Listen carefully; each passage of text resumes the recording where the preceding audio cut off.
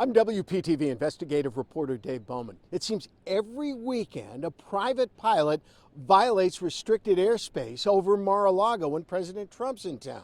So why does this keep happening?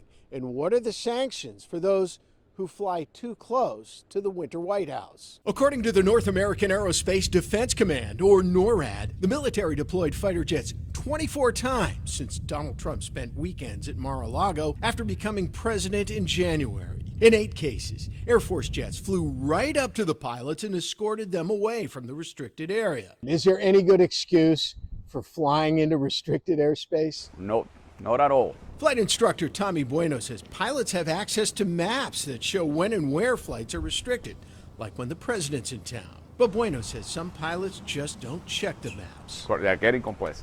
Yeah. That's single-handed the biggest challenge in everything. Pilots violating airspace face fines, license suspensions, potential arrests.